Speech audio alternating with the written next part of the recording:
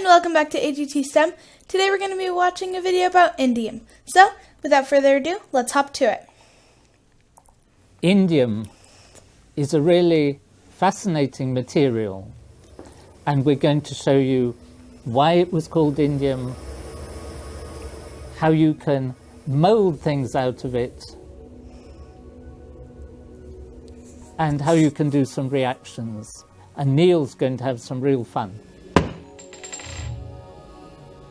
Neil has quite a few samples of indium because it is a slightly poisonous element and people give it to him rather than having to dispose of it themselves. And so he has a selection of pieces of rods and wires and a really quite nice thick wire that was originally coiled.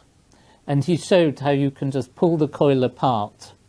And even this thick wire is so bendy that when you push your hands together, it just bends with almost no effort at all.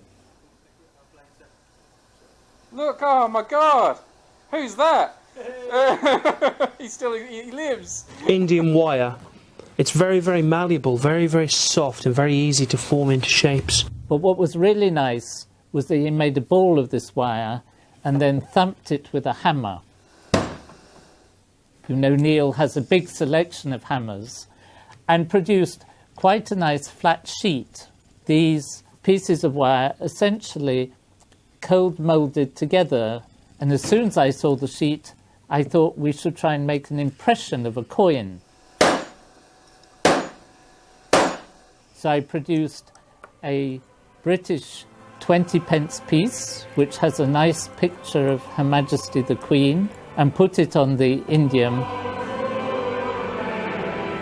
And Neil hit it with a hammer. Of course, he hit the side with not the Queen's picture on it, out of respect. And we got a very nice impression of the Queen. On the second attempt, it was even nicer.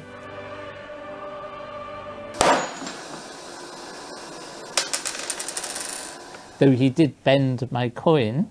And it's really remarkable how much detail can be pressed into this soft metal. You can even see her earring. I didn't know the Queen. I think that's pretty cool. It must be like such a soft, bendable metal that you're able to make that detailed of an impression of anything. Or an earring. I've never looked at portraits in such detail. Then, because we have many viewers in the United States, we felt it was only right to do an impression of an American coin, so we chose a quarter. Neil conveniently had one hanging on the wall of his office, and that also produced an impression.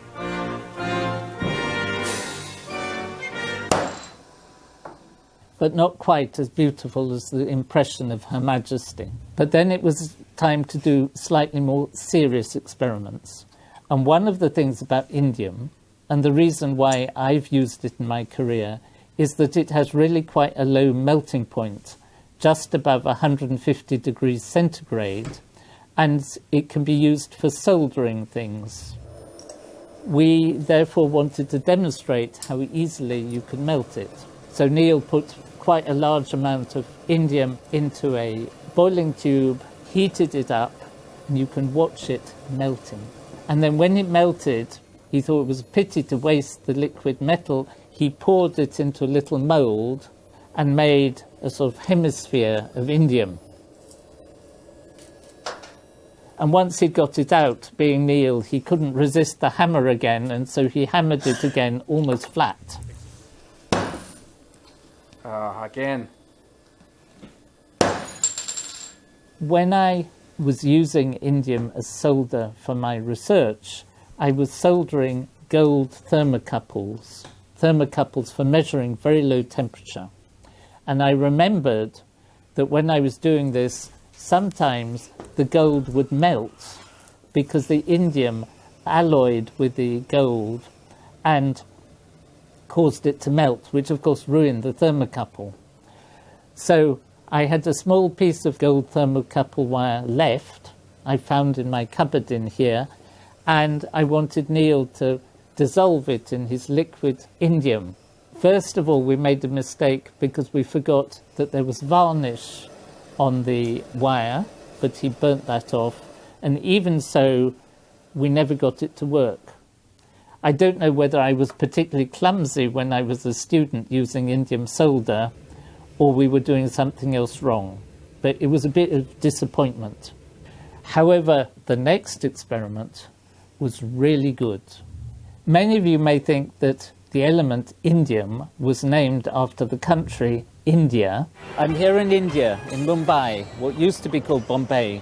Behind me is the gateway to India, because there are lots of elements named after countries or states: californium, gallium, germanium, and so on. But in fact, it turns out that indium was named after a colour, the colour indigo, which is the sort of violet colour that you see in rainbows. When indium was first discovered, it was discovered actually as a line in a spectrum, a violet line, before they had isolated any of the metal. So Neil decided that we should try and see this violet colour, this indigo colour. And we tried two experiments. The first one was just to take a crucible with indium in it, to heat the indium up till it melted, and then put a blowtorch on it, that is a high temperature gas flame, and see what we could see. And there was a really nice indigo colour. Brady was really excited. Unfortunately, that was just the time I chose to go out of the room to a meeting, so I missed it. You got it, baby. You got it. Actually, they didn't see the colour straight away, but they had to heat the indium pretty hard, and then the colour appeared. I think the reason is that the colour comes from atoms, not very many atoms in the gas phase. So you've got to heat the indium up to a very high temperature, and once it is in the gas phase, it is hot enough for the electrons to be excited in the atoms. And then when these electrons return to their original level, they give out light. It is a characteristic of indium that because of the energy levels, that the light comes out at this very characteristic violet indigo colour, which other elements don't produce. So it was quite easy for the German discoverers of the element to notice that there was something unusual, this unusual line. Then I suggested that... I think it's funny that it said that the two discoverers of the element, the two later disputed who was the true discoverer. It sounds like perfect. No one can ever agree with anybody else. to notice that there was something unusual, this unusual line. Then I suggested that Neil should try dissolving indium in bromine. The reason being that most indium salts are colourless and bromine is red, so I thought it would look nicer on the video. It looked nice, but the indium didn't dissolve, so it was a bit of a disappointing experiment. So it was good I wasn't there. But Neil is a huge believer in nitric acid to dissolve almost anything except gold. So he poured concentrated nitric acid on the indium and was not disappointed.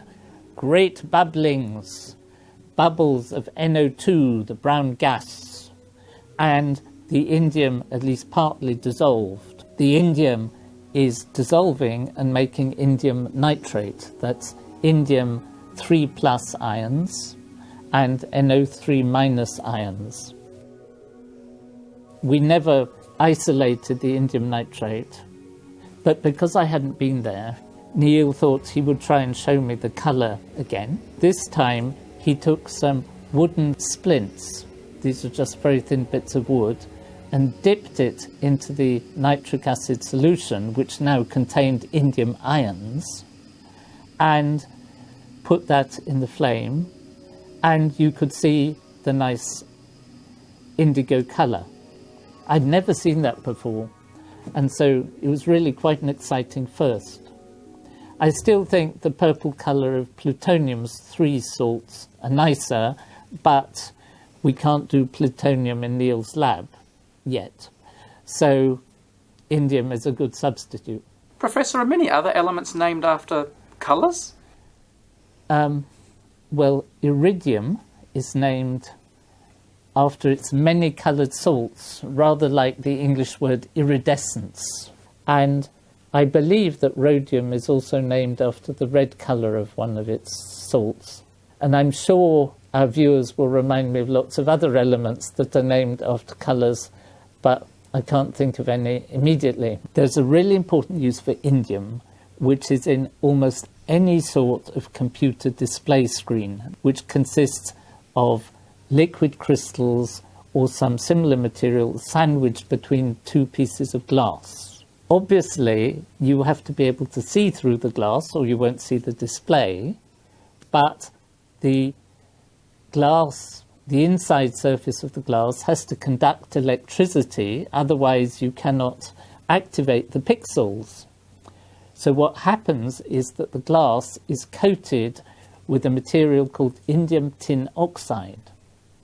I sent emails all over the university to try and find a sample of glass with indium tin oxide. And then Neil said, "I've got a big piece."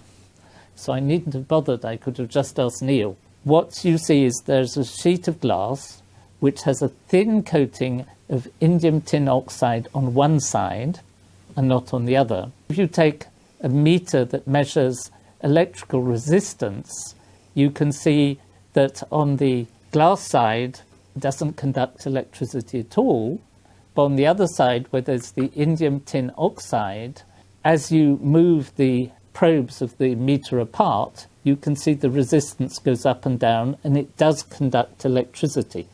Doesn't conduct it terribly well, but it's transparent and it does conduct enough for displays. There is quite a serious problem in terms of sustainability.